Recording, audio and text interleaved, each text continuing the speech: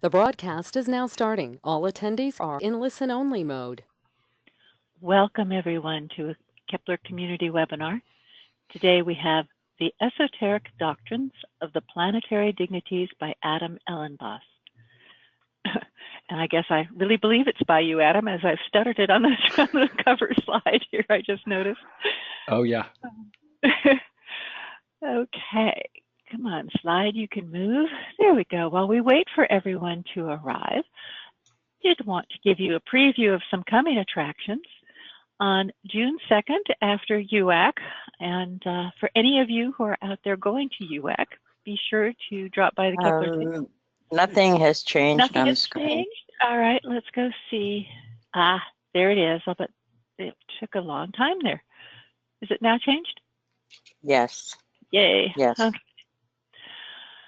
So after UAC, we have, it should be really interesting for anyone who is curious about how medical astrologers actually plied their trade, particularly in the early, I guess this is late 1600s, early 1700s. Details from the case books is following two astrologer, medicine men, geomancer, all the types of techniques that they did and how they tracked it in their actual case books. So it's going to be covering some real life cases and exactly what they chose to do. On June 16, a workshop by Erin Sullivan. She does some pretty interesting workshops, particularly for those of you interested in the psychological approach. This one is on integration, planet signs and houses and elements. Another community webinar will be on June 23rd by Jason Hawley, who is always thoroughly entertaining and insightful, the inner psychology of lunar self-states. For those of you interested in more in-depth courses, June 25th is the official start of our summer term. There's going to be a number of 5-week courses coming this summer that are worth taking a peek at if you don't have time for a full-fledged 10-week. Erin is also doing another workshop on June 30th. It kind of follows along from the one on planet signs, houses, and elements. And this one is solar system individuation, internalization of the gods. So it's bringing another larger point of synthesis. Also on June 30th is a short workshop on astrological mavericks, as Michael Bartlett puts it. It's looking at planets on the angles. And again, if you're interested in medical astrology, there is a 5-week course workshop beginning on July 7th by Lee Lehman on temperaments and tonics. If you're new to GoToWebinar, because there's so many people that are online at any one time, we can't just unmute you. So please do write any questions you have or whatever you think about during the webinar.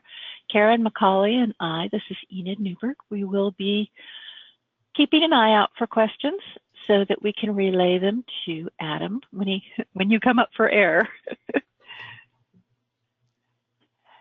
Adam Elenbaas, our presenter today. He is a professional astrologer, an author. He writes a daily horoscope column.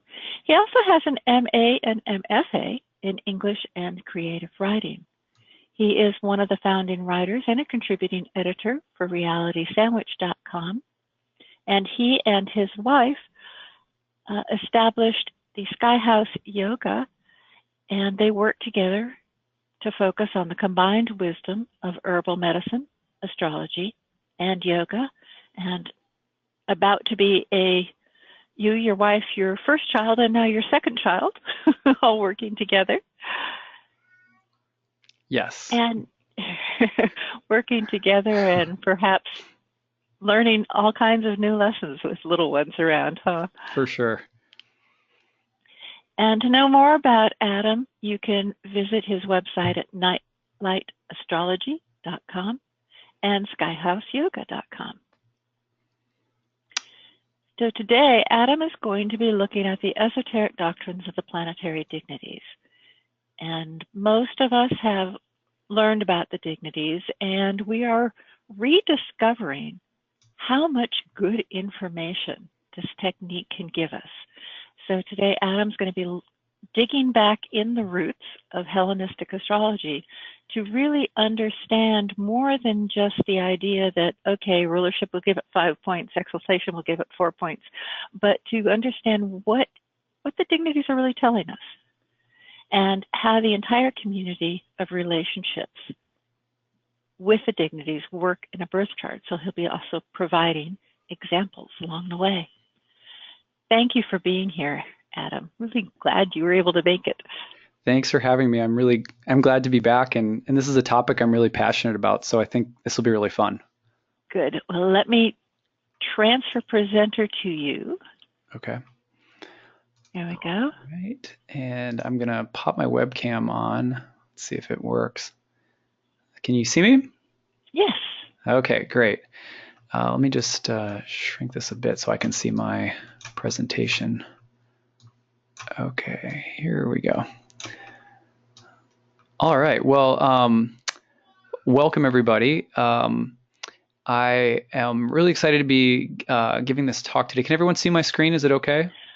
Yes, you do need to move the little bar. This bar right here? Yes, you do need to move it way down to the bottom. Okay, there we go. Yep. Okay, I'm used to that bar being invisible when I'm recording, so. Okay. All right, well, we're going to go ahead. We've got lots to get into today, so we'll go ahead and dive right in.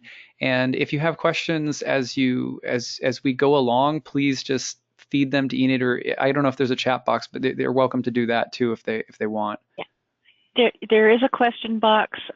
You'll be able to see it, but so you don't get too distracted, Karen and I will keep an eye out for it. Okay, great. Thank you.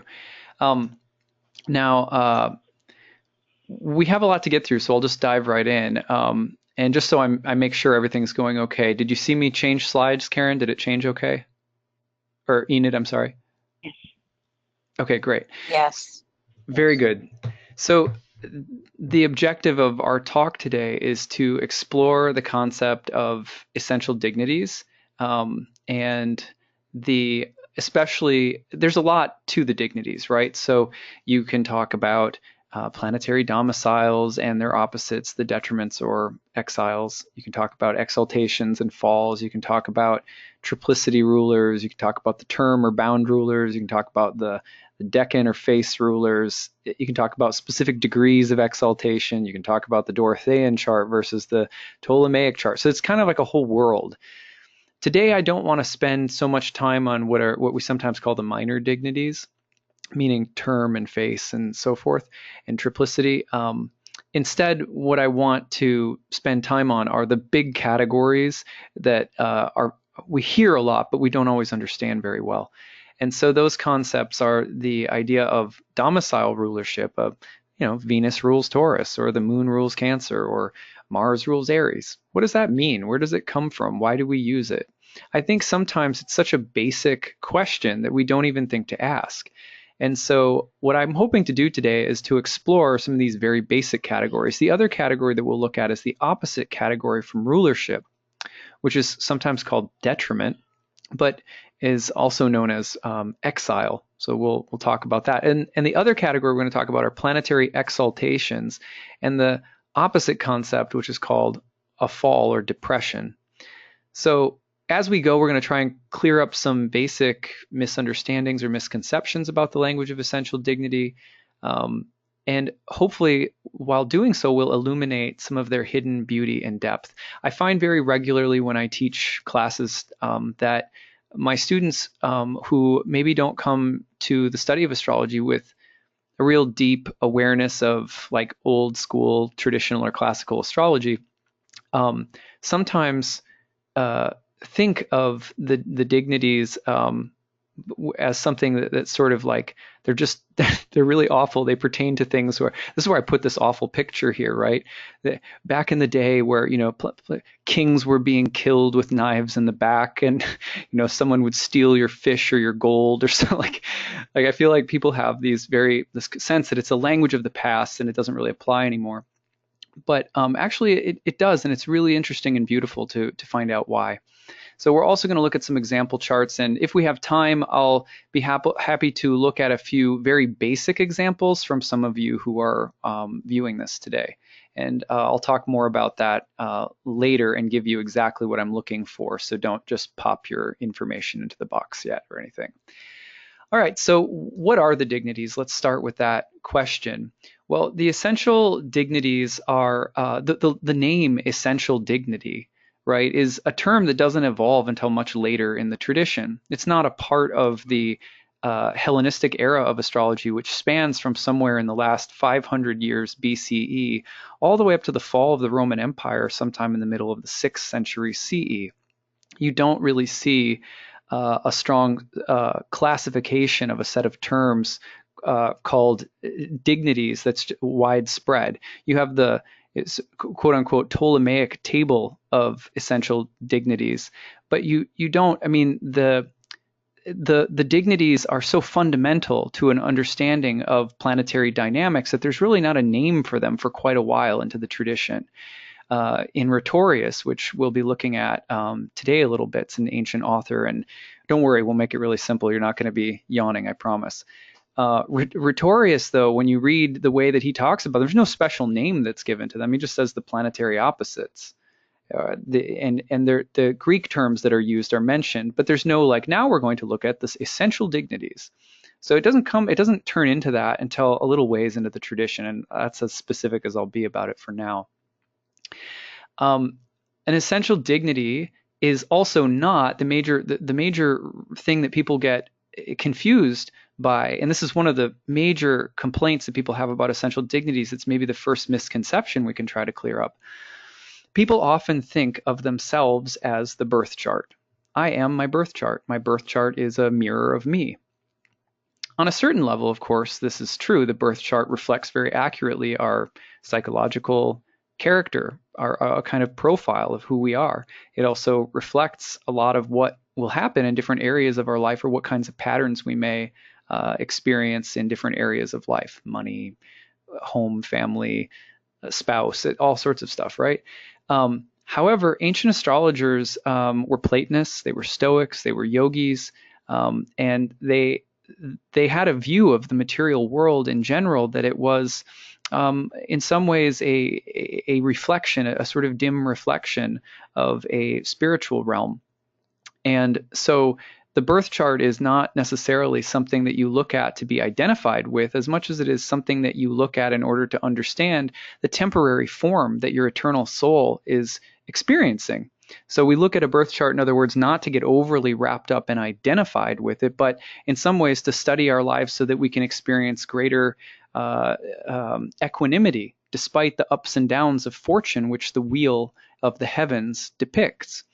And so insofar as that was a common view of ancient astrologers, the idea of being identified with the birth chart was not as prevalent as it is today, where, you know, we feel much more personally identified with our charts. Why am I saying this? Because when it comes to the language of dignities, nobody who's personally identifying with their chart wants to hear someone say, oh yeah, you've got a messed up Venus. You know what I mean? Nobody wants to hear you say, oh yeah, well, your Venus is depressed, or your Mars is in its detriment. You know, like, who wants to hear that when you're looking at the chart? Like, that's me, that's who I am. A really important quote that comes from Heraclitus, who was a Greek philosopher that was of great influence on many of the axial age thinkers who influenced the birth of horoscopic astrology. We would imagine anyway, because he was hugely popular at the same time that basically Lao Tzu was popular in the East for very similar reasons, similar philosophies. Lao Tzu is one of the great philosophers of Taoism, of course. Heraclitus said, "The soul is explored forever to a depth beyond report." And it's very important to just remember this perspective when looking into the dignities, because it's very easy to think, well, I have human dignity. And the planets, if they say anything that threatens the idea of human dignity, then it's not a language that I'm interested in. And any of us should be able to empathize with that immediately. It's a position that makes intellectual sense and ethical sense. There's no one that wants to feel degraded by the planetary language. And so as a starting point, it's very important to clear up this idea that the essential dignities have something to do with your dignity as a soul. Because for ancient astrologers, there's a clear difference between the material world, the realm of karma, that the material world, or praxis, that the Greeks called it, that the material world is describing, action and reaction, cycles of nature, cycles of planets, cycles of human life, the things that go up and then come down. There's a big difference between describing those things using a language that depicts things that are great or fallen, things that are intense or weak, things that are virtuous or sometimes fallen down and corrupt on some level. There's a big difference between the planets being able to accurately describe the material world, where we are not standing on equal ground.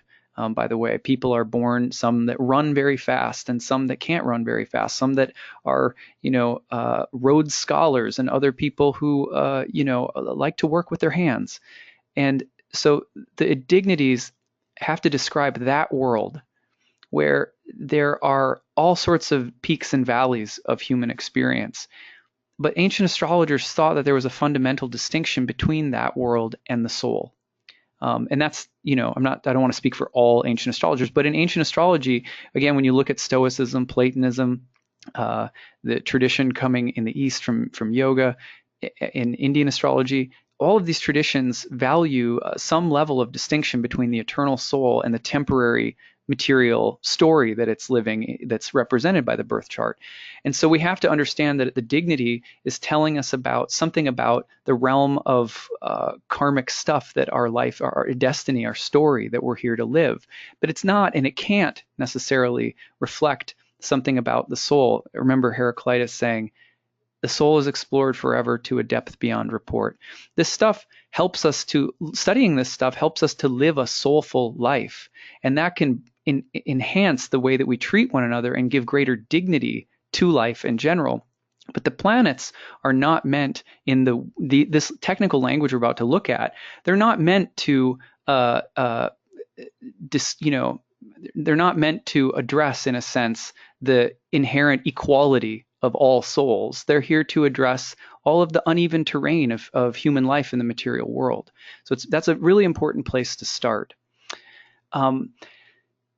But on a sort of technical note, the dignity of a planet, what sign it's in and what it means that it's in one sign or another, if it's in its exaltation or fall.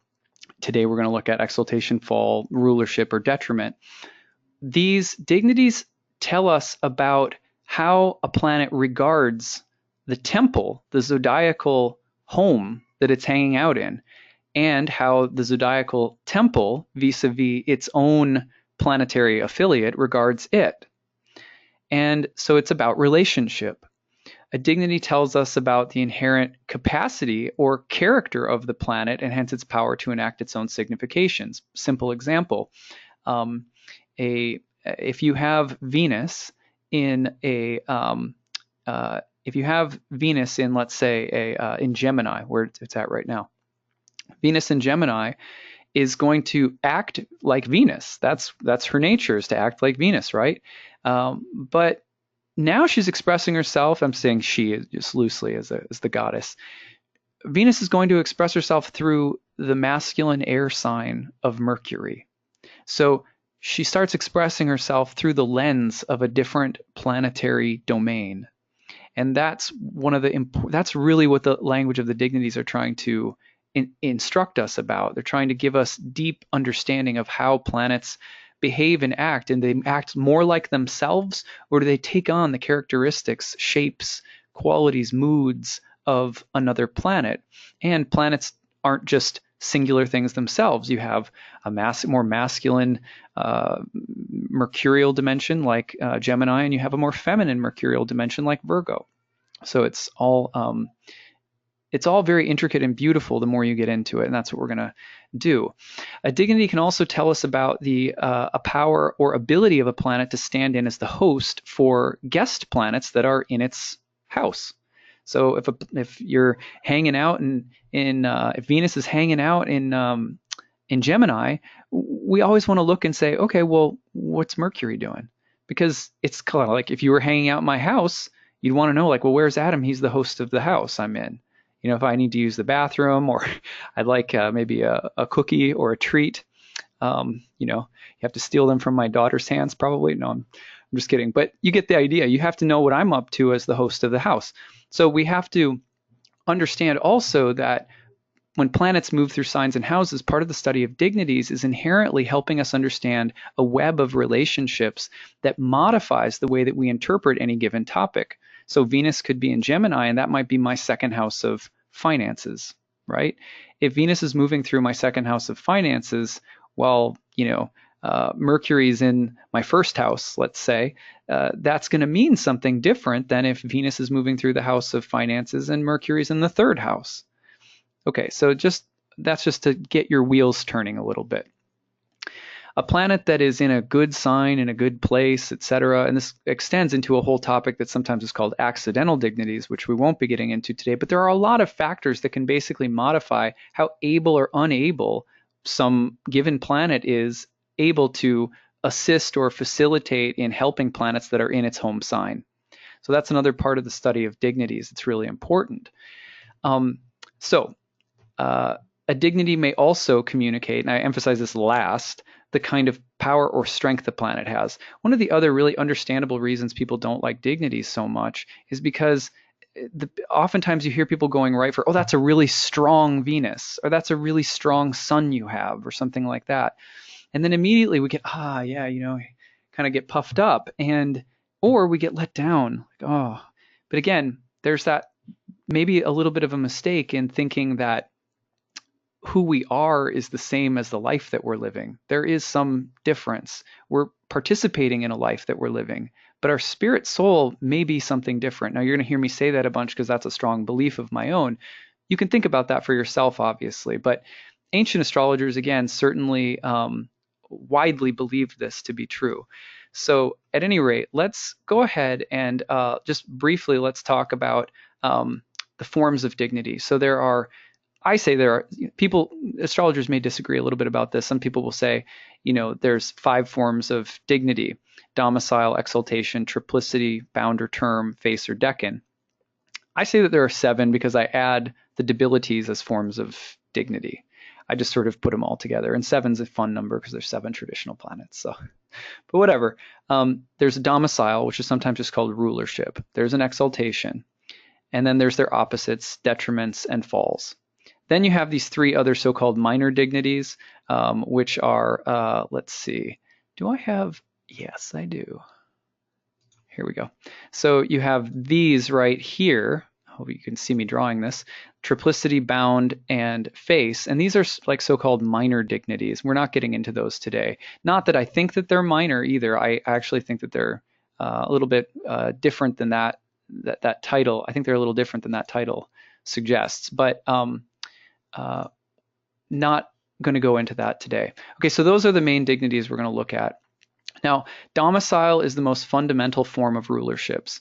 I always use this example because it helps people get away from the heaviness of the term. You say the word domicile and immediately it's like, oh my gosh, can we use a different word? The word domicile makes me feel like I'm in 13th century England, or so. It's like it feels so old, Here's the way I think of it.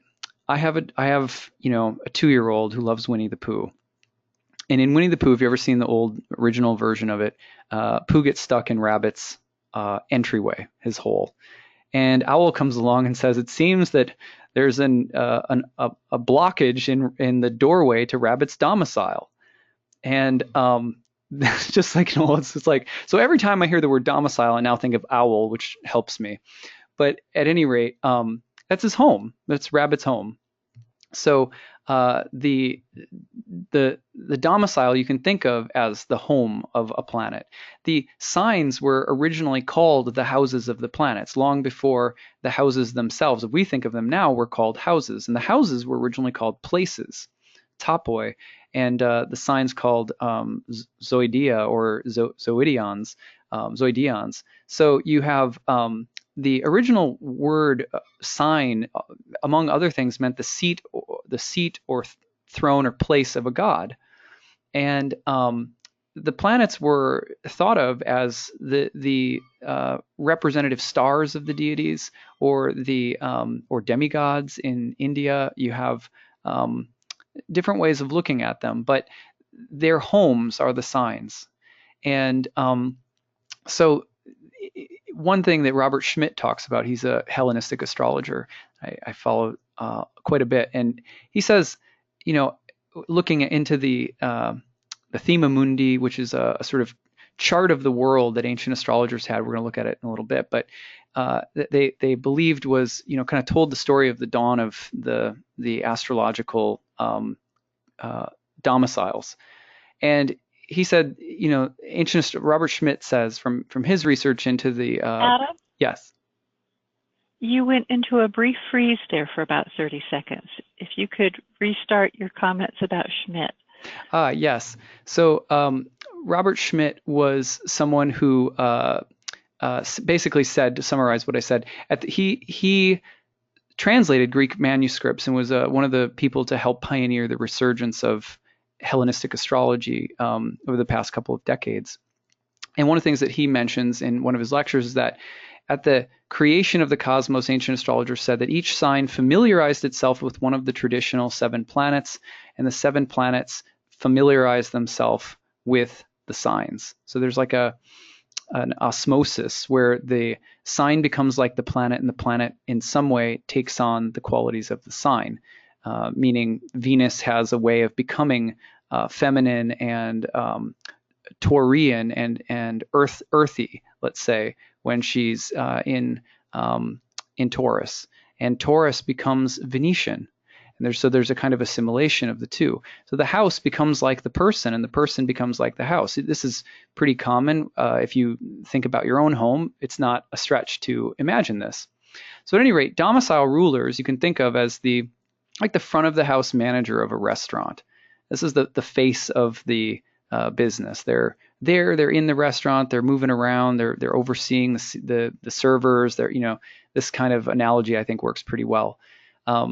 So you can think of the domicile ruler, the ruling planet of any sign, as the sort of front, the face of the sign. And another way of thinking about it is that when a planet is in its own sign, when it's in its home turf, it's able to carry out its own significations most like itself, which is a way of saying Venus is most like herself when she's in Libra or Taurus. She has a little bit different mood or vibe in the two, but she's most able to be and do Venetian things, which is interesting because in a birth chart, Venus will rule different topics by the houses that she rules. So she will have duties over certain topics, but she will carry them out while acting like herself. So for example, Venus could rule money in your chart, and she will be symbolically representing money in your life, but she'll be doing so through the expression of her own characteristics. She'll be Venetian about it on some level. However, being in her own sign would make her more capable of being truly Venetian about it. Whereas, for example, Venus in Gemini, again, like Venus is in Gemini right now, would represent money by acting Venetian, but also having to filter or express herself through the lens of Mercury's temple. So let me give you a simple example. I had a woman who had a Libra-ruled second house. It was a client of mine. So Venus is the domicile ruler of her second house of money. But Venus was in, I have to remember now. I think Venus was in Gemini. And I don't remember what house that makes it off the top of my head. I think would that be 10 or 6? I can't remember. Anyway, so what she did for a living was really interesting. The way that she made money was through designing the art and aesthetic factor of a complicated software program. So there it's like she makes her money through a Venetian enterprise, something that's artistic, but also expressing itself through Mercury's domicile, which is something technical and she has technical expertise in software. So that's a simple example of how a planet now. Whereas, let's say, for example, I have a woman. Just recently, I have a woman who owns a beauty salon, and she had, now this is really stereotypical, but beauty salon, it's just Venus with Jupiter, so that helps, but Venus with Jupiter in the 10th house in Taurus. It was like really, really Venetian. It's just straight up Venetian. You know what I mean? She's just really expressing herself in her own home turf. And Jupiter was like making it really expansive. She made a lot of money doing it, as a big business and stuff like that. But at any rate, so a planet in its own domicile can carry out its own character, can be more like itself. That's a simple way of thinking about it. When a planet is in a sign other than its own, it has to contend with the manager of that place, and it starts expressing itself in terms of the environment that it's in. So if you're in my house and my house is decked out in astrology and you stay here for a while, you're going to start taking on the aura and mood of my house. That's the basic idea. Now, when we understand that, then we can start digging into all of the classifications and technicalities. But starting here, I think it makes it really accessible. It's like, okay, well, dignities aren't that scary. It's not just like some really prescriptive language that means that, you're screwed and, your husband's going to, take your money and take your cat and like leave some night. And it's not like, I think people have a misconception that this language is really prescriptive, and it dates back to a time in astrology where there was really rigid, predictive, and unimaginative thinking about symbolism or something like that. It turns out that it's anything but that, even if the culture back then is very different from ours today. So let's continue. Detriment is more like a medieval term that comes from an original Greek word that means something closer to the word exile. If you ever saw the movie Outsiders, I always think of, whenever I think of detriments or exile, I think of the movie The Outsiders. At any rate, planets in their detriment are always placed in the domicile opposite to their own, which is to say that they are placed in a sign that is ruled by what is called their planetary contrary. We're going to talk more about that a little bit later, but here's an example.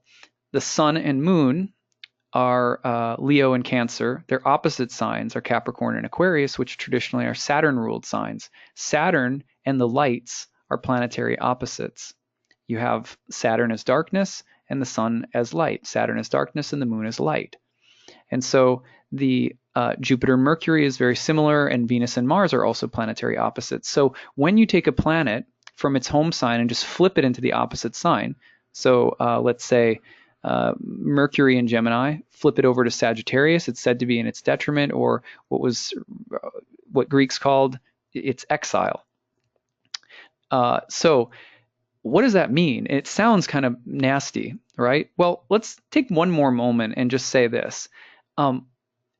When I was just in India, I was there for speaking at an astrology conference, but I was also there on pilgrimage for a good while prior to that, sort of immersing myself in my yoga practice. And I had a chance to meet a lot of sadhus, very saintly people who have been immersed in long hours of meditation for decades and decades. And they're amazing, high vibration people, you might say, and just taught me a lot. And I had the chance to speak to one such individual who's been on a path with yoga for a very long time, who's also an astrologer. And they said to me, when astrologers over here take to learning and they're serious about a yogic or spiritual path, they practice for several years just reciting mantras that clean the mind and heart and prepare one to learn astrology, right? So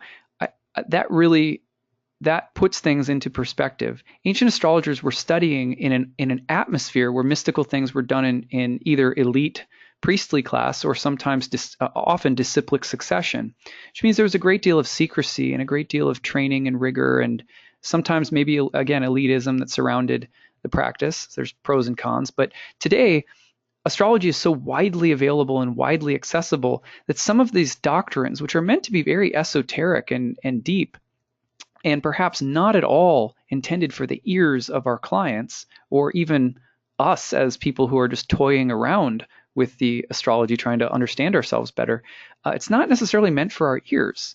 It's not in other words, it's not that we're not always ready for this kind of language.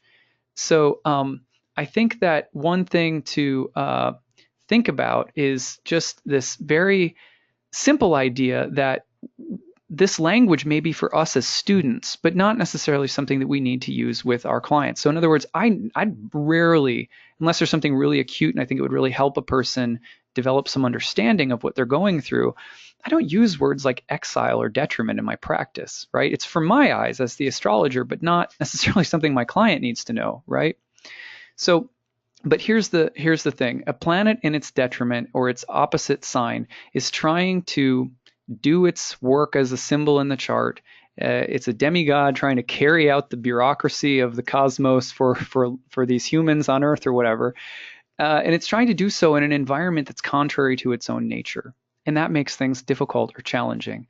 A planet in its opposite sign it's like, I love astrology. Imagine if you stuck me in a household of fundamentalist Christians who believed astrology was evil. Gosh, that would be a difficult environment to try to do my thing. You know what I mean? To just be me and carry out my business. A planet in its detriment, that might be an extreme example, but a planet in its detriment is on the outside looking into its own home turf. It is, in a sense, rejected, separated, dissident, in a foreign land, in a foreign place, at odds with its home environment, or maybe even a renegade or rebel or heretic. But it has this feeling of being in an oppositional relationship with where it comes from. And that's a deep and esoteric meaning that's nowhere near as sort of simple and cumbersome as, well, that's a messed up planet you got there. It's in its detriment. You know what I mean? Or -2. And sometimes that's how we think about it. We hear people saying, well, in order to really weigh the dignities, you got to lot out the points and stuff like this. But ancient astrologers, real ancient Hellenistic astrologers, were not calculating points. Now, I'm not suggesting that there's not value in counting points. I'm just making a rhetorical point here so that we remember that the heart of the dignities is actually very esoteric and magical. So let's talk, for example, about the moon in Capricorn. Here's the moon in Saturn's sign, the sign opposite to its own home sign of Cancer. I have this in my own birth chart in the 9th house, for example. I grew up in a not super rigid, but a somewhat conservative Christian traditional environment. My dad was a preacher. And as I grew, I took off to South America and got invested into psychedelic shamanism from deep in the jungle, right? And now I'm into yoga and I'm into astrology. And I'm basically doing things that most of the people from my home community would say is completely off track. So I've wandered from my home space. That's been painful for me at times. It's not been easy. In fact, I wrote my book that launched my astrology career was all about the search for coming back home after feeling in exile spiritually from the place that I grew up. So that's a very simple personal example that I can share about the difficulty of having a moon in the opposite sign of its home sign in the house of religion. Okay, so the environment of Capricorn or Saturn doesn't yield strong positive lunar significations. Instead, which have to do a lot of the times with, very simply, with light, nurturance, home, etc. Saturn's a little cold and wintry. The moon is a summary sign that's related to the gestation and proliferation of life. Its qualities in ancient astrology are suited to coolness and moisture, which help plants grow. Saturn, cold and dry, prone to death and decay. So these opposite planetary tensions help paint the picture of very specific life situations. All right, we have a lot to get through, so I'm going to start speeding up a bit. Venus and Mars are opposites. Their signs are opposite to one another. Taurus is opposite Scorpio. Libra is opposite Aries, because Mars severs, cuts, divides, confronts, contends, is hostile. Venus, mens, harmonizes. Mars can be brave, valiant, we know, but that's the basic idea, is that they're planetary opposites. So their signs are opposites. Jupiter and Mercury are opposites because Jupiter confirms, grows, coheres, and supports, whereas Mercury takes apart, analyzes, contests, or throws up in the air.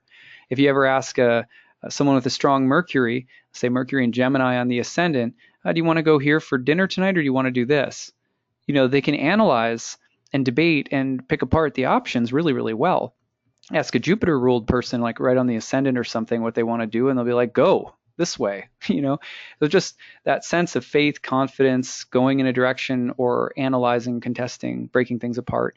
Not one is necessarily better than the other, of course, but when you take one of those planets and place it in the opposite sign, it has to deal with trying to get along in an environment that's in some ways fundamentally opposite to its own on an archetypal level.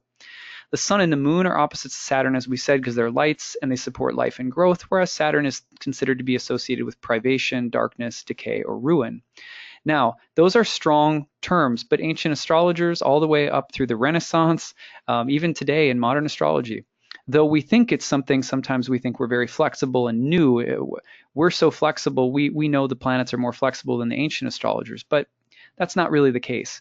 Ancient astrologers, again, from the Hellenistic period all the way up to Renaissance, you could see wonderful, virtuous, beautiful examples of Saturn. You could see the same thing for Mars. You could see terrible examples of Venus, and you could see terrible examples of Jupiter. So this language has always been flexible. That's one of the misconceptions that people have, again, is that, oh, the old language is very rigid. It's actually, it's not rigid.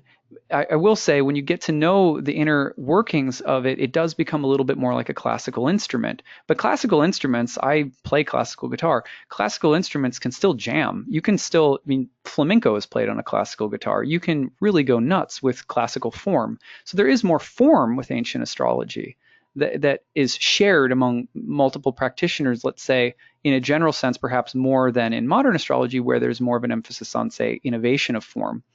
But I'm a firm believer that we should learn about different forms as practitioners over a long period of time, even if we prefer one over the other. So my hope today is that as we're going, again, we're clearing up misconceptions. It's not rigid. It's inherently very flexible, but it is a little bit more formal. And there's a difference between rigid and formal. Okay, let's take a look at some charts now. So here's a planet in its own domicile, a very simple example. This is Barack Obama's chart with the sun in its own house of Leo, and it's occupying the 7th place, the house of marriage and relationships.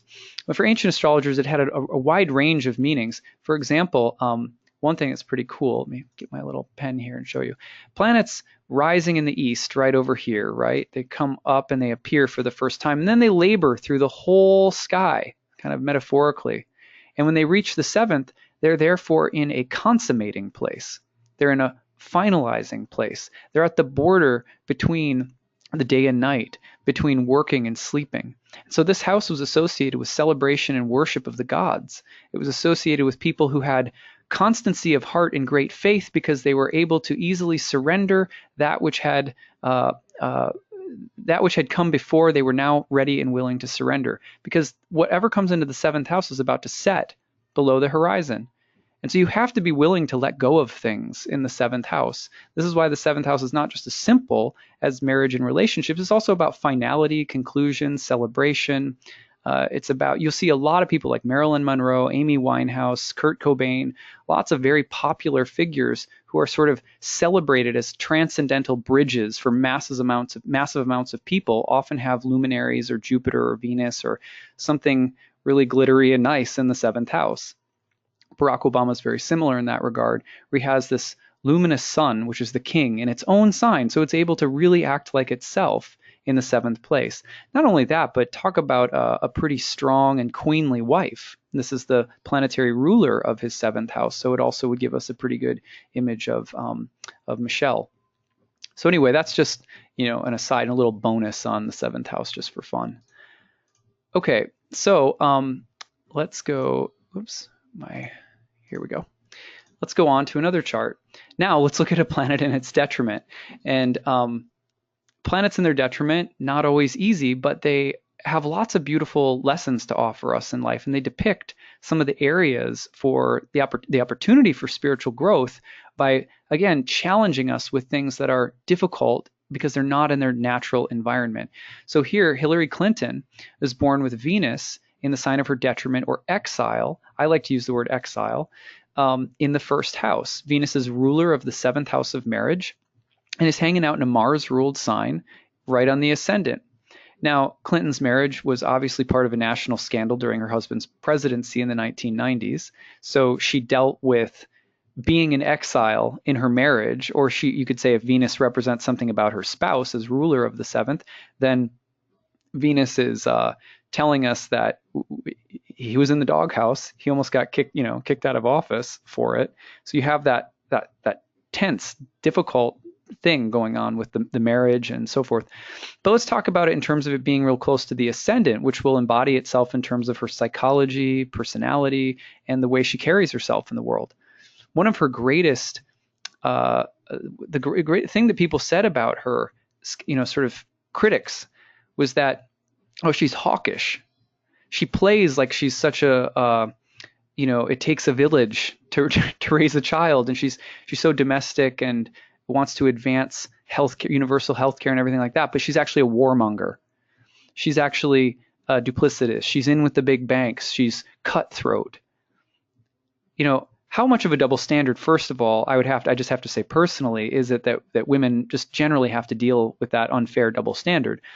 But Venus actually tells the story in her chart really well as well. Whether you like her or not, she's struggling with the dichotomy between Venus, trying to embody Venus in her life in a very personal way, you might say, while Venus is hanging out in a Mars-ruled sign, which is more about conflict than harmony. So just a very simple level of understanding it. All right, let's look at another one. Now, I wasn't aware of this until very recently and didn't have time to change this slide.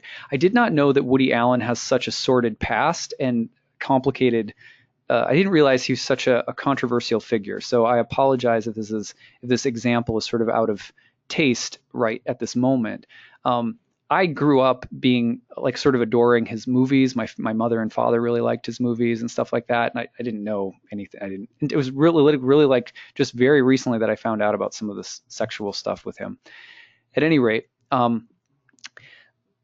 still a good example. Woody Allen is born with Mercury in its detriment or exile in Sagittarius, home sign Gemini, opposite sign Sagittarius.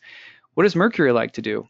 Write, communicate, think, debate, analyze, take apart, deconstruct, articulate, interpret, etc.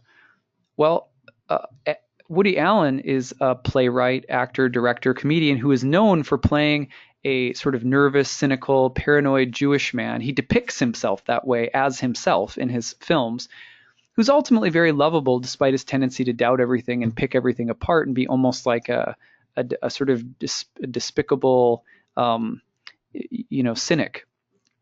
So here's the word cynic means habitual distrust, by the way.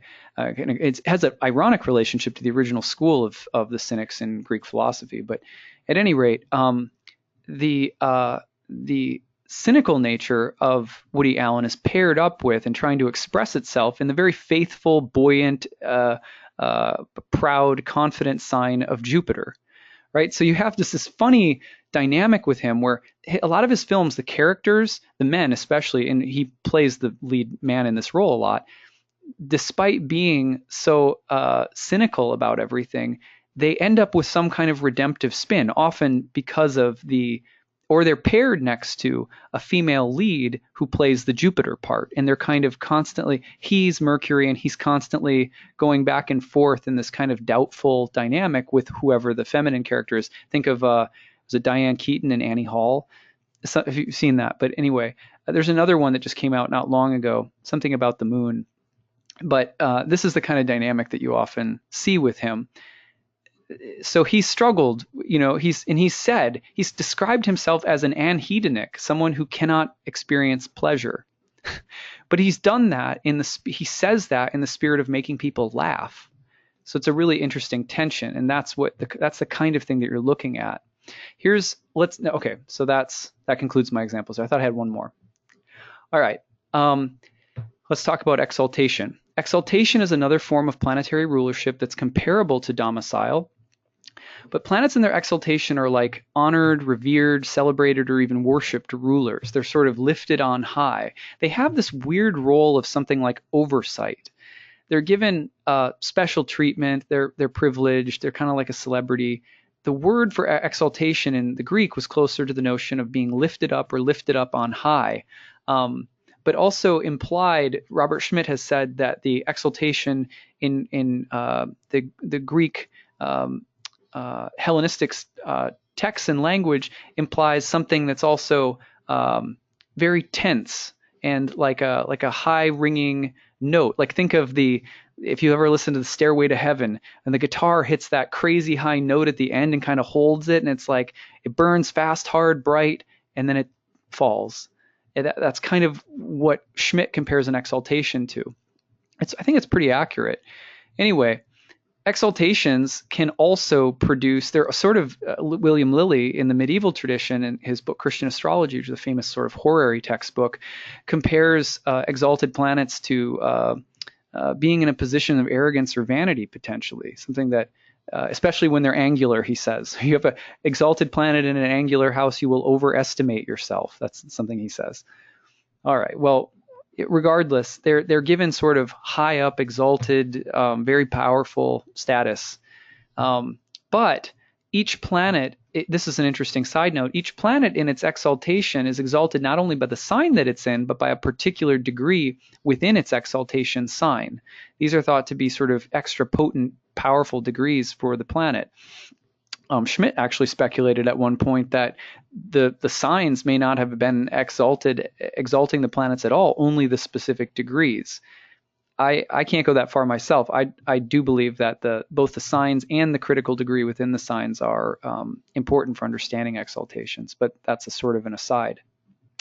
Exalted planets, here's the way that I think of them, and I'll give you some reasons as to how I've come to this, though I consider these, the study of dignities is very deep and complex, as you'll see in a minute, and I consider this a work in progress, so I could be wrong about this, but this is the way I work with it in my practice. Exalted planets are like the highest ideal or the CEO of the sign compared to the front of the house manager. So for example, let's take a restaurant. You work in a restaurant and the front of the house manager is the one managing all the day-to-day affairs. He or she is the one that's there all the time. An exaltation manager would be like the owner of the establishment. They're not there all the time. They entrust things to the manager, but they represent the highest ideal or find of executive power over the whole thing. Now, that would not jive with the more medieval tradition where points are assigned, and exaltation is usually, I believe, given less points than domicile rulership. I know, so it's kind of, that's questionable. But again, I don't assign points, and I actually don't believe that looking for which one is the strongest is the right path to go down. I think that reflects something that we're projecting onto the symbols of astrology that I don't believe ancient astrologers were doing, because when you read the way that they talked about this, they didn't categorize one as better than the other at all. They just talked about what the planets did and how they behaved in certain signs. Exalted planets are like and this is going back to like the Hellenistic tradition, specifically I'm thinking of Rhetorius right now. Exalted planets are like the highest ideal or the CEO of a sign. It's compared to the front of the house manager. So the exalted ruler of a sign is also the planet that may grant special forms of honor, success, accolades, or high levels of notoriety to the topics of a given house. That's another thing that you'll hear. I've heard that in several different places. In most traditions, though, you'll find that, or most sort of practitioners that I've met who study traditional astrology will say, well, exaltation is less powerful than domicile ruler, but it has a unique status of its own. Again, I don't really take that perspective, but this is a spot in my presentation here where I want everyone to know that this may be open to continued study and research. I'm going to present you, though, some ideas about it that kind of try to back up why I believe this. Here's the exaltation scheme, because it's very easy to memorize rulers. All you have to know is the rulerships. Traditionally speaking, that's easy. You got the sun and the moon ruling Leo and Cancer. You got Mercury ruling Virgo and Gemini, Venus ruling Taurus and Libra, Mars ruling Scorpio and Aries, and Saturn ruling Capricorn and Aquarius in the traditional scheme. I'm not going to say anything about outer planetary rulerships today, though if you want to hear me talk about that, I did talk about that in a video that I made today on Uranus entering Taurus. I talked about the status of outer planets and rulerships and what I think about that. But at any rate, here's the exaltation scheme. Exaltations are the same idea schematically as domicile rulers and detriments. You have to memorize the exaltations and then take the same planet and put it in the opposite sign, and it's in its fall or depression. So we'll look at this. Saturn is exalted in Libra. Put it in its opposite sign of Aries, and it's in what we call its fall or depression. We'll talk about what falls or depressions are in just a moment. Jupiter is exalted in Cancer. Put it in its opposite sign, and it's in its fall in Capricorn. Mars is exalted in Capricorn. Put it in its opposite sign of Cancer, and it's in its fall. Sun is exalted in Aries. Put it in its opposite sign of Libra. It's in its fall. Venus is exalted in Pisces. Put it in its opposite of Virgo. It's in its fall. Mercury is exalted in Virgo, and its fall in Pisces. Now, Mercury is kind of interesting because Mercury rules its own sign of Virgo, plus is the exaltation ruler of the sign of Virgo. There's some esoteric stuff there too. We won't have time to get into it today, but it's some really interesting reasons why that might be the case. The moon is exalted in Taurus, where no other planet finds its fall, and the moon is in its fall in Scorpio, where no other planet finds its exaltation. We'll talk about that in just a little bit as well.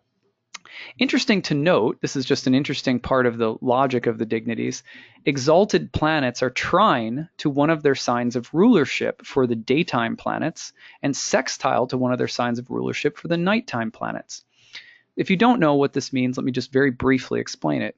The diurnal planets, meaning the daytime planets in ancient astrology, were considered to be the Sun, Saturn, and Jupiter. They ruled what was called the daytime sect.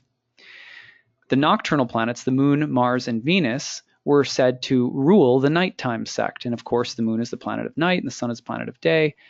Mercury could play for either team.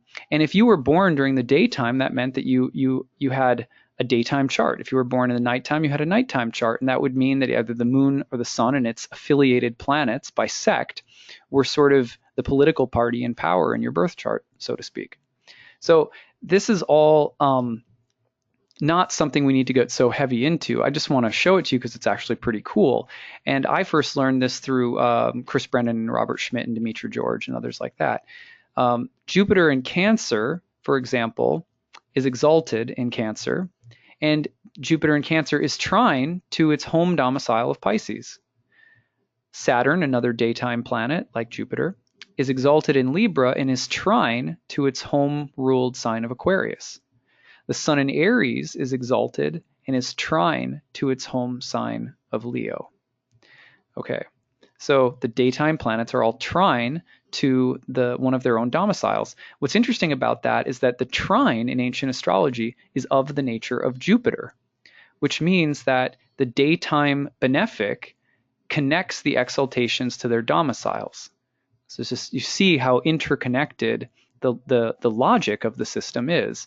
Nocturnal planets are having sextiles to their home sign. So Mars is exalted in Capricorn, one of the feminine nighttime planets. We say not feminine. We should say it's one of the nocturnal planets.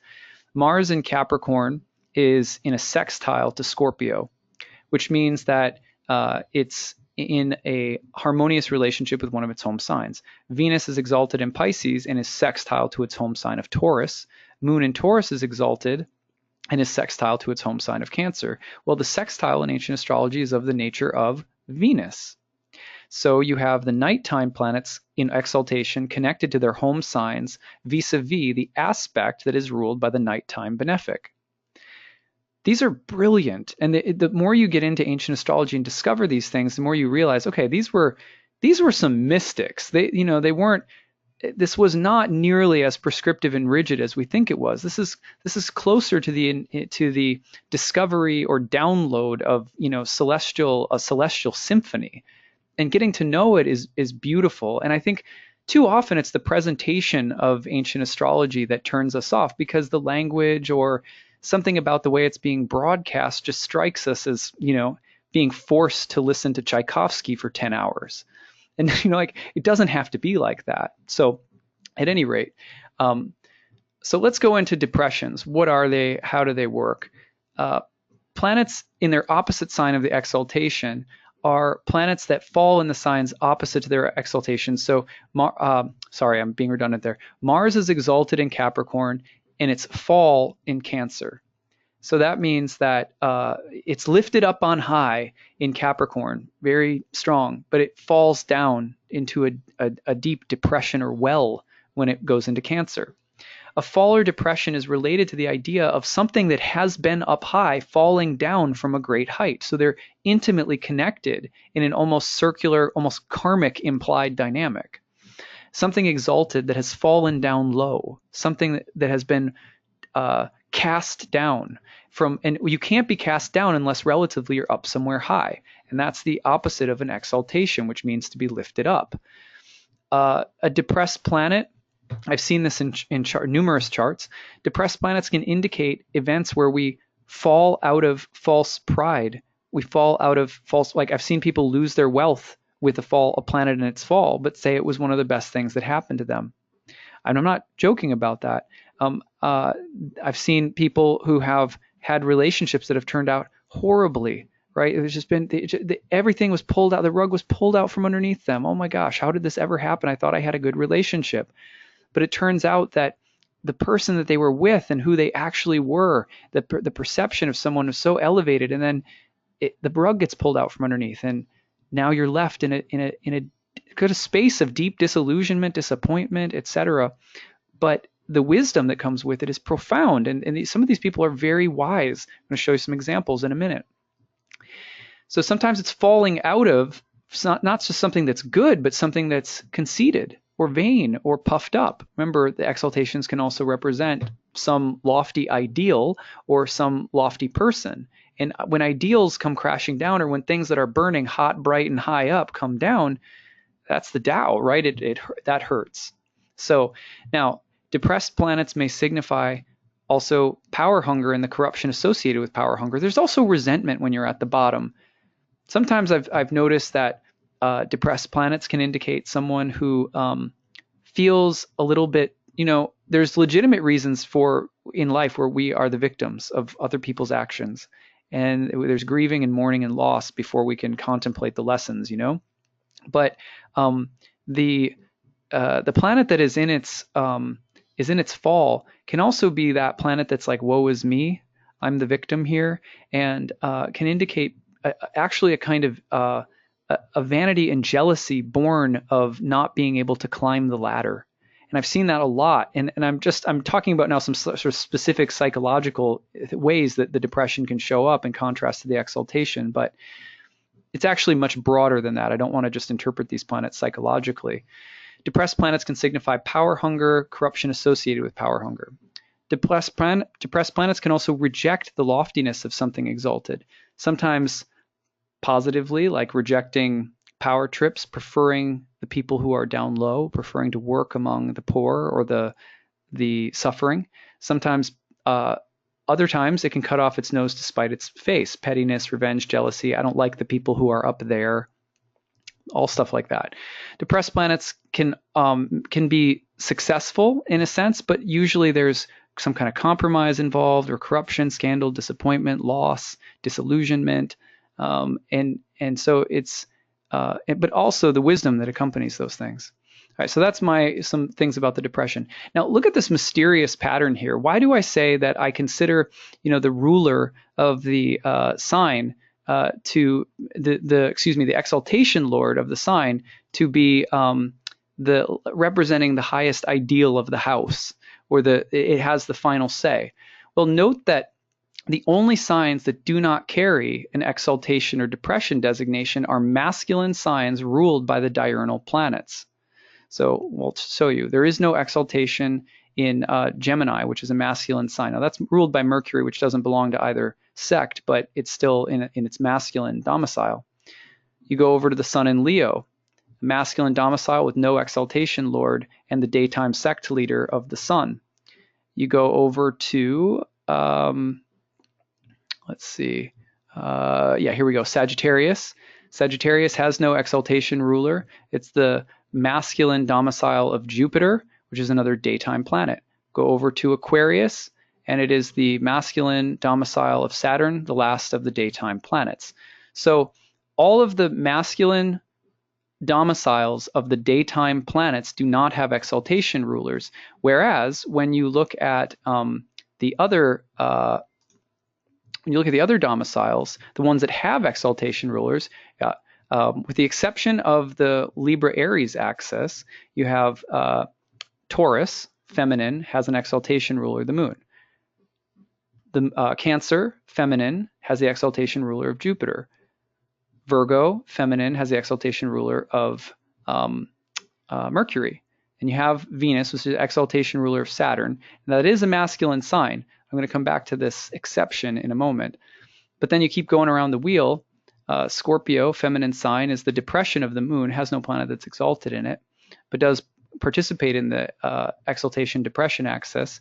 Capricorn, feminine sign, exaltation ruler of Mars. Pisces, exaltation ruler, feminine sign, exaltation ruler of is Venus. And then again, you do have Aries, exaltation of the sun. But with the exception of the Aries-Libra axis, every single sign that has an exaltation ruler is feminine, whereas the masculine signs with the masculine diurnal planets do not have an exaltation ruler. The general view of the feminine in ancient astrology was that it was dependent upon the masculine, meaning it didn't stand alone. It deferred to an overarching ruler. Now, you could say that that's sexist, but it's the same basic idea in Taoism. Take away the gender and sex of human beings and think of it more in terms of passive and active, or yin and yang, and you have the same concept. The yin doesn't stand alone. It stands in relation to the active charge. Well, the active charge doesn't need an active charge. It's its own ruler. And that the first hexagram of the I Ching tells us that. Whereas the second hexagram receives and needs an overarching stimulus for it to do its thing. It's dependent rather than independent. And the two form a yoga, of course. But it's the exaltation signs are dependent. They're feminine signs that have two cooperative rulers, and the exaltation is, I consider it to be the more reliable ruler in terms of the higher ideal, whereas the domicile ruler is more like the face of the house. Now that is kind of abstract, but you can play with that, and I just wanted to show you guys that because it's also evidence to what I wanted to say in this talk overall, which is that the more that you study the dignities and the way that they're all arranged, the more you start to see that ancient astrologers were, they were wizards. Look at how intricately all of this stuff is woven together. And then this is something that Schmidt pointed out in all of his work. You'll find a pattern like this in astrology, but there'll be one thing that doesn't fit. Like the Aries-Libra axis just doesn't fit here, right? Well, Schmidt would say in esoteric thinking, that thing that doesn't fit the rule, you have to follow that, because oftentimes there's the special exception to what appears to be a perfect rule will end up leading into another layer of the sort of esoteric teachings. You have people like Vettius Valens telling us front and center in his famous text on astrology, as one of the biggest ones we have from the Hellenistic era. Right off the bat, he says they made their teachings cryptic. And the amount of esoteric doctrines that are supposed to be contained in these, the scheme that you're looking at here is very complex, and a lot of it, frankly, we just don't know. That's another reason that I'm really passionate about getting people to check this stuff out, because I think we need more people to get into this and start thinking about it and do some discovering. It's one of the things that really turned me on to the work of Robert and Ellen from Project Hindsight, and Chris Brennan and Demetra and lots of others, is that there's an attempt to we're like Egyptologists. We get to try to decipher the glyphs a little bit. We don't know everything about ancient astrology. So someone comes along and says, this is exactly how it worked, da da da da da. It's like, yeah, they're interpreting Greek, and they probably don't even know Greek, and they're trying to tell you the way that things are from having read translated Greek source texts from people who themselves are sitting there trying to figure out exactly what these people were doing. So that's the truth of it. It doesn't mean we have to be paralyzed. And there are some truths that I think are safe to say, but we should all be excited by the spirit of discovery with all of this stuff. All right, now let's look at some planets in their exaltation really quickly. So we have Martin Luther King with an exalted Venus in the 11th house as the ruler of his ascendant. Venus is, ruler of his ascendant is exalted in the 11th house. It's not the exaltation lord of Taurus, but it is you have an exalted planet. It rules his ascendant. Well, you can just see that in the 11th house, which is originally the house of dreams, wishes, hopes, friends, allies, he was a rousing, visionary, poetic leader of a group. And as the Venus being the ruler of his ascendant, that's how he personally came off to the world. And that exaltation gives you the sense of how powerful and sort of celebrity-like his vision was within the larger groups of the 11th house. His literal speech was, "I have a dream," the 11th house, traditionally the house of dreams. So at any rate, it's also the house of movements. Why is it the house of movements? Because the planet is being moved by the primary motion to the utmost top of the sky, which suggests that the planet is being lifted up. So you already have an exalted planet moving toward even higher status. Unfortunately, this works in both directions. Sarah Palin has a stacked 11th house. Donald Trump has his sun in the 11th house. So lots of people rise, and they have ambitions and ideals and dreams, and they rise. Here's an exalted planet, very sort of virtuous Venus that's rising. Okay, so let me change this. Okay, here we go. Whoops. Steve Jobs, Jupiter exalted in Cancer in the 11th, another great example of house of friends, wishes, dreams.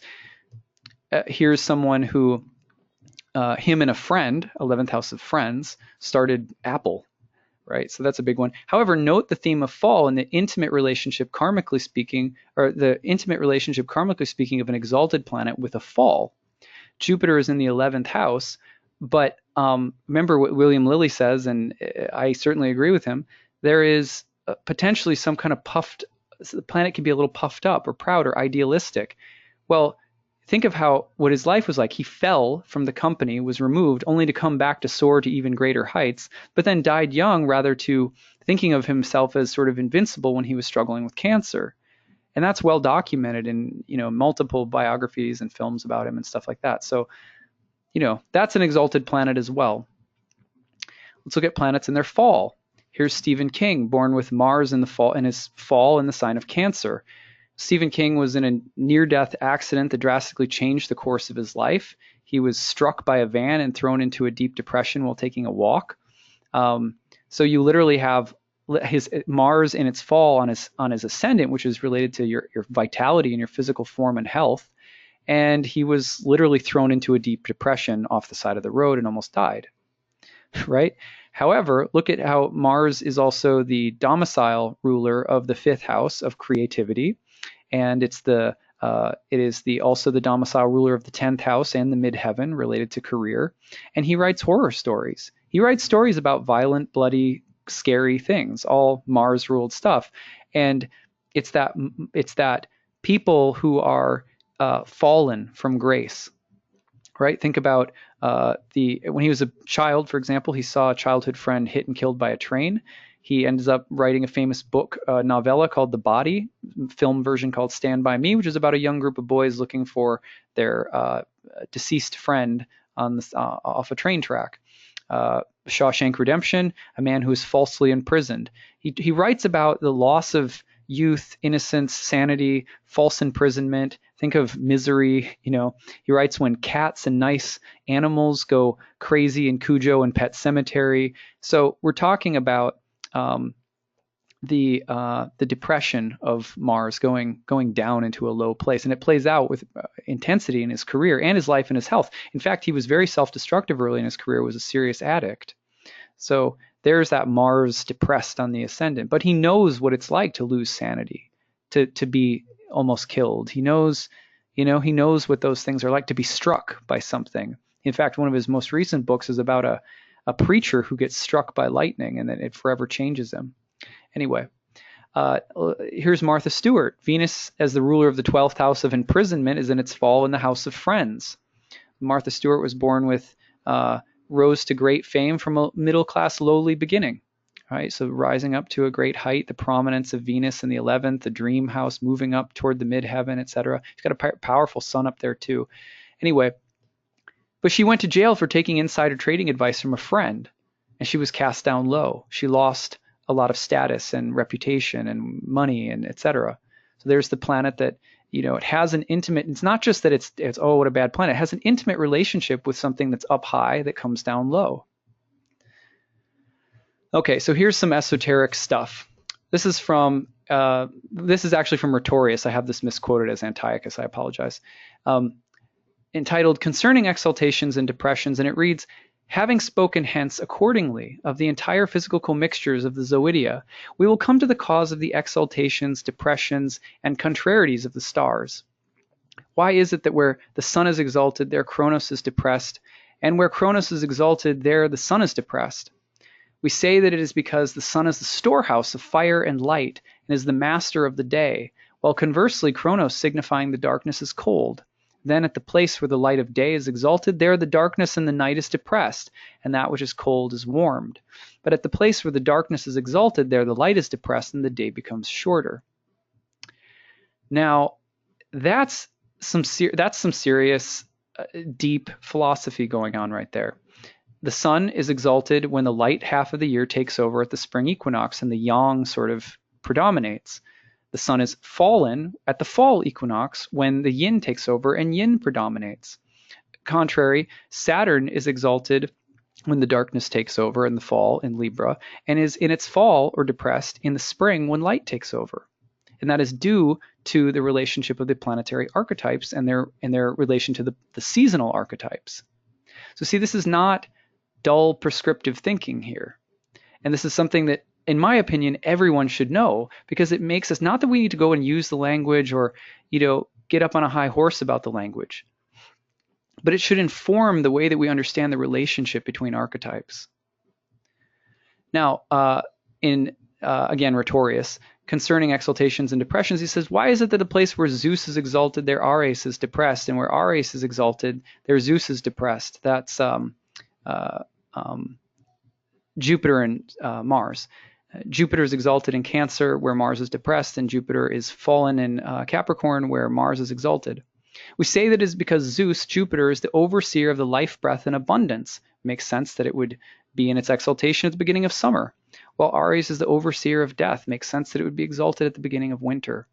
Then at the place where the life breath increases, that's the summer, there the bringer of death is depressed, and where death increases, that's the beginning of winter, their life is depressed. So there it is.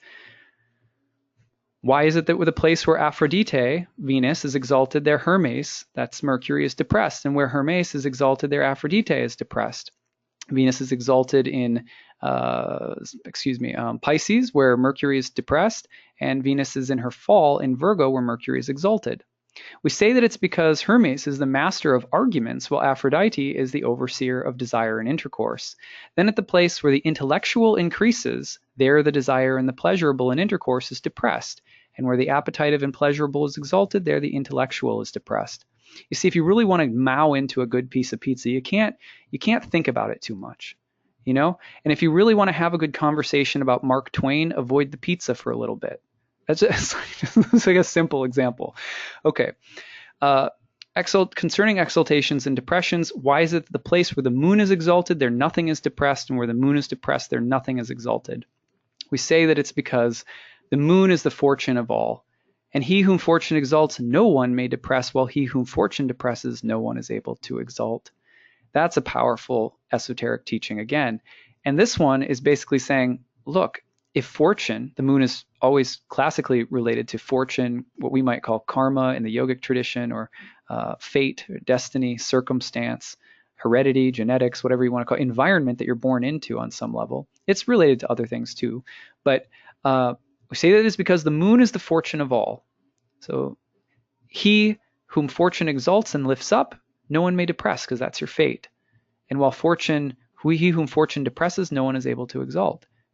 This is a teaching about exaltations and depressions in general, that the cycling of the wheel is implied by the moon and of fortune or karma, and the exaltations are ultimately participating in that wheel. so that we understand exaltations and depressions, for example, through the moon very easily when we look at the fact that the moon rises up above the ecliptic every month to a high height and then drops down low below the ecliptic to a low height, moving always in a serpentine-like path around the ecliptic of the sun, the line of the sun. If you want to understand exaltations and depressions, you also have to understand the rise and fall of fortune. And so another way of looking at exaltations would be to say that the exalted ruler of a house tells you about the great fortune of that house, the great destined things of that house. Whereas the domicile ruler may tell you more naturally about the everyday themes or patterns of that set of topics that maybe you have some more interaction with within your free will.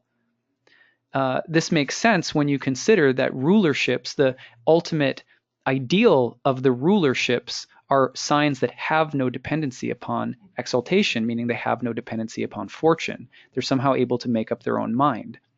Now, again, this is speculative on my part, but I find it very interesting, and this is another strong case I'm trying to make for why you should get into this stuff. Isn't it fun? Okay, so finally, Rhetorius, not Antiochus, sorry. Why is it that the houses of the sun and moon are contrary to the houses of Kronos? This is now talking about rulerships and detriments. We say that it is because the sun and the moon are the light of the cosmos, while Kronos is the master of darkness, whence light is always contrary to darkness and darkness to light. I will send you the slides to these if you'd like, so that you can look through the rest of them on their own. I've already covered the basics of why Mercury is opposite to Jupiter and Venus to Mars and the lights to Saturn and so forth. So, but you can look through these quotes if you would like. What's the difference ultimately between exaltation, depression, relationship, and rulership detriment? It's speculative. We don't exactly know. And I really hesitate to, I never want to say don't trust anyone, but I'm very serious about this. This is our heritage to look into together. So don't let anyone corner the market on their interpretation of texts that are more than 2,000 years old. Most of the people who are traditional astrologers today, including myself, do not speak Greek. There are very few people who have actually, looked at these texts. So it's open for all of us to participate in. There can be a weird way in which ancient astrology is sort of gate-kept because it's surrounded by the aura of academics and specialists and historians and research, and I've got all the facts about what happened at what point, and it's still mystical stuff that was downloaded by people who believe that we're all eternal. And when you're dealing with timelessness, it's fair game. So let's just remember. But I have to say that to myself because I get a little inferiority complex. I'm like, gosh, I have to phone Socrates and make sure that everything that I'm doing or saying is like somehow allowed. Respect and humility is good in any endeavor, but we should also feel like we can look into this stuff. The stuff that I just presented to you about exaltations and stuff like that, maybe someone else has said it. I haven't, but that's just me playing around with charts and seeing, and obviously my client practice, which is very busy and gives me a lot of opportunities. But Chris and Demetra, other great Hellenistic astrologers, they do the same things. They sit and they look at this stuff and they try to figure out what was going on. So we can do the same thing. And we know, hopefully you've gotten enough today where you can take some real tools back with you into your practice. So that's what I've got for you guys. We're cutting it close to the cutoff at 5:30. We have a little bit of time left, and here's what I'm willing to take in terms of questions from your own charts. If you would like to know about the house position of a planet, let's start with a planet that is in its detriment, meaning you have Venus in one of Mars's signs or Mercury in one of Jupiter's signs or vice versa, something like that. And you want to just say the whole sign house or the house that it's in and the sign that it's in. We can talk just a little bit about a few examples. So if anyone knows off the top of their head, yeah, I've got Mercury in Sag, or I've got the moon in, and you could do a fall or exaltation as well. Basically, any of the four categories that we talked about. Let's just open it up. Well, while they're getting their questions ready, we do have some that are already typed in. Oh, okay, great. And it would be under the questions in the GoToMeeting box. I can't seem to expand that to see it. They're like crunched. It'll pop out if you try from the right side there. I guess what I'm asking is how the planet has to deal with activities, houses that may be difficult for it to do. Does being in a domicile make it easier? I think I missed the first part of this question. Was there another part to it? Oh, the first part is what about a planet in domicile, but in a house contrary or dissimilar to its nature? Oh, you mean, okay, so let's say, for example, let's say that you take Venus and put her in the 6th house, which is the joy of Mars. And it's kind of is that what you mean? Like a house that's somewhat, Yeah. okay. Yeah. Okay, yeah. It depends because she might be in the 6th house, but you're saying, but if she's in her own domicile in that house, was that the Right. question? Right. Right. Then I think what you often get are either you get, I've seen it play out a couple ways in my practice. That's all I can comment on. But like, for example, you'll see Venus in the 6th in, say, Taurus or something like that. I've seen a lot of people who I work in DC, so I have a few clients actually who have something like that who are in the public health, the government public health, right? So it's like they're working in the sphere of sickness, illness, disease, suffering, but they're doing it with an eye for charity, or they're doing it as a kind of diplomat for the government or something like that. So that there's an example of like it may still be in the sphere of 6th house difficulties, let's say, that aren't necessarily super Venetian, but it's behaving still like Venus. It's still kind of trying to make peace. Or another example would be Venus in the 6th house.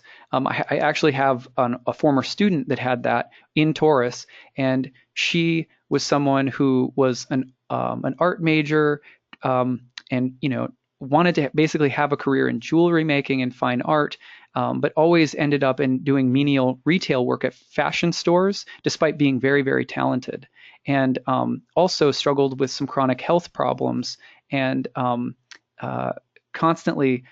She had very beautiful physical appearance, but felt that she was always constantly nagged by health problems. Those are two examples that I can give from my practice anyway. Okay. I really can't see this. I'm sorry, Enid, could you read them for me? Do you see those little signs over on the right side of the box? There's an Oh. X, and next to the X is another one. If you push that one next on the line of questions, the questions will be a box in the middle of your screen. Okay. You mentioned exalted planets in angular houses. What about planets in aspect, the ascendant? How do they express? And if they are also in a critical degree, how does that add to the picture? I'm going to skip the critical degree part to keep it a little simpler. And I'll just say that planets in aspect with the ascendant that are exalted can often mean a favorable or sort of high-ranking connection or personal connection. So oftentimes it's like an exalted Saturn trine to your ascendant can mean that you have, contact with a powerful person or institution, or something that's like personally connected to you. Or it may mean that you have some, like, let's say you have a trine from an exalted Venus in the 9th house to your ascendant. There may be that you embody some very lofty philosophical and poetic or artistic qualities right into your personality. And the house and exalted status of Venus is just blending right into the way that you sort of personally express yourself. Again, these are just short answers. I want to make sure I get through a bunch here if I can. Okay, so here's another one. Oh no. Can you move the panel to the right? I can't read it. How many questions are there? Am I missing others? There's quite a few questions in here. You had opened up for the specific like Mars in Cancer in the 2nd. There's Moon in Scorpio in the 5th. So there's a number of questions for placement. CEOs are bosses, not highly esteemed, glamorous, extra special guests in a given sign. Exaltation is guest status, not CEOs. It sounds like you have a strong opinion about that, so I'm very happy for you. Strong opinions are not arrived at easily. So, all right, so let's go on to, I won't say anything because we'd just be arguing. Venus in Scorpio in the 6th, Moon in Taurus in the 12th. I don't know if that's a question or just a comment. Let's see. Venus and Aries. These are. Oh, I see. These are the examples that I asked for. Is that right? Right. Right. Okay. Sun in. Let's see. Sun in Aquarius, Saturn in Leo. I can't see them. I'm so sorry. Oh, so that one is one all unto itself. Sun in Aquarius, Saturn in Leo, 4th to 10th. Oh wow, you got So they're. That's interesting. Let's just do. Which one? Oh wait, that's Sun in Aquarius. Let's just say the Sun in Aquarius. In which house was it? I don't see Leo 4th to 10th. So Sun in Aquarius in house 4. Is that right? Right. Right. Okay, so this would be a simple example where you could say that the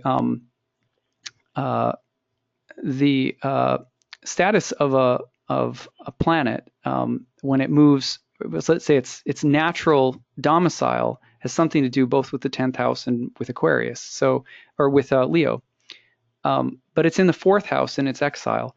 Well, a common thing that I've seen in a number of instances would be someone who has to work the family business, though they wish they were doing something that gave them more status, or more that they wish they could do something of their own, but they're quarantined, as it were, to take on a family legacy professionally, and it's maybe not their first choice, but there's maybe some sense of duty, Saturnine familial duty, that binds them to it. And that's just a simple example to give people a sense of how that might work out. Of course, that could mean something vastly different in your own chart. Well, that's just an example. And that Saturn going to the opposite house could just reinforce the same thing, but make it, maybe all the more bound up in duty, resentment, difficulty, hard work, labor, etc. And maybe you're working in a foreign place, or you're dealing with irascible leaders or family members, and your work family dynamic is very stressful. It makes you feel like you're a stranger in your own house, etc. Stuff like that could happen. Okay, let's see. Moon in Taurus in the 10th. Right. So Moon in Taurus in the 10th. Moon in Taurus. Okay, so exalted planet in the 10th house. Well, that it can play out in a lot of different ways. I've seen people with amazing careers in some kind of nurturing profession, which is very lofty, or people who do things that are very lunar, and it's strongly lunar influence involved in the career. Like you can't miss it, type of thing. Other times you may see the exaltation of the moon, and you're looking at look at the sign of Cancer in the chart as well, because then you may get some insight as to whatever. I'm seeing if Taurus is in 10, where does that leave me with Cancer? Someone help me. I have such a hard time doing this abstractly. Enid, can you see it in your head? Oh, so by whole sign, what would it be? 12. By whole 12. By whole sign, if 12. You're saying if Taurus is the 10th? Yeah, Cancer's 12, I believe. Yeah, Cancer's 12. Yeah. Okay, so you could say that the moon is the exaltation ruler of the 12th house. So the highest ideals of the 12th house are expressing themselves through a 10th house moon. That could easily mean that you're working in a caring profession, in a hospital, in an environment where people are suffering, and doing something that's nurturing. The highest ideal is connecting the 12th to the 10th. Otherwise, it's an angular planet in an exalted house. Well, the 12th house is also known for being somewhat self-destructive, right? Or we can be a little self-destructive with planets in the 12th. If your exaltation lord is angular, exalted, and in the 10th, maybe you're doing something that's, strongly lunar or Taurian or something like that. There's a lot of different things it could be, but it's a little greedy. Or again, it gets you into trouble somehow, or it's a little puffed up or prideful, and pride comes before a fall. But simple examples where you could take the 12th and look at Cancer's exaltation lord in the 10th there as representing the high ideals or something like that. So, yeah. Let's see. Are we running out of time? We're beginning to run out of time. There is kind of an interesting one with where did it go? Venus and Aries, Mars and Taurus, both in 4th house? No, that can't be. Oh, and if he's going by Placidus, perhaps, I don't know. Yes, yeah. Yeah, I'm going to go with one that's a little easier. Venus in Scorpio, Moon in Taurus 12th. Oh, here's an interesting one. Okay. Moon in Aquarius in the 11th, told it makes one an honorary Aquarian. What are your thoughts on that? Moon in Aquarius in the 11th makes one an honorary Aquarian. Yeah. I have nothing but really smart aleck things to say. No, I'm just kidding. Here's what I want to say. I'll just say something really briefly about that. In ancient astrology, the planets were associated with the houses through what are called the planetary joys. The 11th house was called the joy of Jupiter, but it is not traditionally associated with the sign of Aquarius. The signs were not conflated with the houses in the same way that we do today. There's some other things I could say about it. It's a little bit more complicated than that because medical astrology is a little different. But generally speaking, it's very recent for us to think of house 1 as Aries, house 2 as Taurus, and so forth. Not that you can't. There's interesting associations to be made through what sometimes is called the 12-letter alphabet. But generally speaking, the 11th house is the joy of Jupiter. So the 11th house as second from the 10th, and as a house that the primary motion is carrying up to the top of the chart, is expressing itself in terms of the ideals that we're aiming toward. That's why it's called the house of hopes, wishes, dreams. That's why it's associated with Jupiter, whose nature is growth, confirmation, abundance. It's also associated with friends and allies and our sort of search for people who are on our team, you might say. That's just a simple explanation. All of those things certainly cohere to our modern understanding of Aquarius. And actually it's our modern understanding of Aquarius that is really projected itself and onto the topics of the 11th house that are not quite the same as what they were for ancient astrologers. So for that reason, I try to tell my students because I teach ancient astrology, right? I try to tell my students, let's think about the 11th house as the joy of Jupiter in a place that is not really associated with any particular sign. But that being said, I think that one of the reasons the question strikes me as funny is because Aquarians, as a Saturn-ruled sign, that outsider status that Saturn had in ancient astrology, sectarians, people who were dogmatic, people who were outcast, hermits, recluses, monks, etc. Saturn always holds the place at the kind of boundary of the known and the unknown, between the darkness and the light, and he's a far off planet. And so Aquarians, I think, naturally are associated with in this day and age, in a postmodern world where we associate our identity with groups that we belong to. We really think of ourselves as, well, I like indie rock, or well, I'm an ancient astrologer, or well, I'm and we really like to think of ourselves as part of a group, and part of that comes from this feeling of being alienated in the postmodern world. And that's actually a deeply Saturnine and indeed an Aquarian feeling.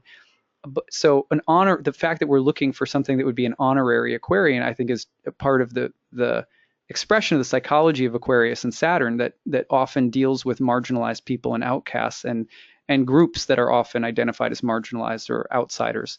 And so that's kind of funny. The 11th house, though, I would say, is not so much about marginalized people or outcasts as much as, say, the 12th house is, or even in some ways the 3rd house. But that's from a more Hellenistic standpoint. Okay.